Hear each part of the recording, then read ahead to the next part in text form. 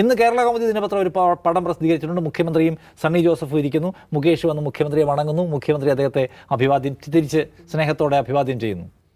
ഈ പടത്തിനൊരു പ്രാധാന്യമുണ്ട്. കാരണം എന്ന് വെച്ചാൽ ഇപ്പോൾ വലിയ സമരം നടക്കുന്ന ഘട്ടത്തിൽ സ്ത്രീപീഡന പരാതിയിൽ കുറ്റപത്രം സമർപ്പിക്കപ്പെട്ട ഒരാൾ മുഖ്യമന്ത്രിയുടെ മുന്നണിക്കകത്ത് MLA ആയിട്ട് ഇപ്പോഴും തുടരുന്നു. ഗുരുതരമായ ആരോപണം നേരിട്ടയാൾ ക്യാബിനറ്റിനകത്ത് ഇപ്പോഴും ഇരിക്കുന്നു. പിന്നെയും അദ്ദേഹത്തെ പോയതിനു ശേഷം രണ്ടാമതും മന്ത്രിയാക്കി കൊണ്ടുവരുന്ന നമ്മൾ കണ്ടതാണ്. അപ്പോൾ ഇവരുടെ ഈ സ്ത്രീ വിഷയ കാര്യത്തിലുള്ള ധാർമ്മിക മൂല്യം എന്ന് പറയുന്നത് അവരുടെ സൗകര്യത്തിനനുസരിച്ചുള്ളതാണെന്ന് മനസ്സിലാക്കാനുള്ള ബോധം ജനത്തിനുണ്ടല്ലോ.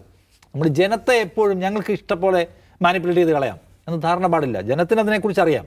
അതുകൊണ്ട് എന്ത് നിങ്ങൾ നിർത്തേണ്ടിടത്ത് നിർത്തണം, എവിടേക്ക് നിങ്ങളത് എക്സീഡ് ചെയ്യണം, എങ്ങോട്ടേക്ക് അതിൻ്റെ എക്സ്റ്റൻഷൻ കൊണ്ടുപോകണം എന്ന കാര്യത്തിൽ ജനത്തിനും ചില തീർപ്പുകളുണ്ട്. അതിനപ്പുറത്തേക്ക് നിങ്ങൾ ഒറ്റയ്ക്ക് പോകാൻ ശ്രമിച്ചാൽ യു ടേൺ വരും. അത് നെറുകയിൽ കൊള്ളുന്നതാണ്.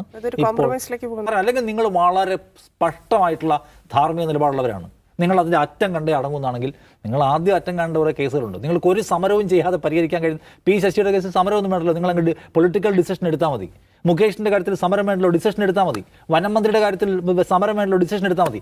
അതിലൊക്കെ സ്വയമേവ ഡിസിഷൻ എടുക്കാൻ കഴിയുമായിരുന്ന ഒരു സംഘം അതെടുക്കാതെ ഷാഫിയെ തീരുമാനമാക്കാൻ നടക്കുന്നതിന് പിന്നിൽ ഷാഫിയോടുള്ള സ്ഥാപിത വിരോധം, വൈര്യനിര്യാതന ബുദ്ധി അതാണ് എന്ന് ജനത്തിന് മനസ്സിലാവുന്നുണ്ട്. അത് ടീച്ചറെ തോൽപ്പിച്ചിട്ടുള്ള രോഷമാണ്. സ്വാഭാവിക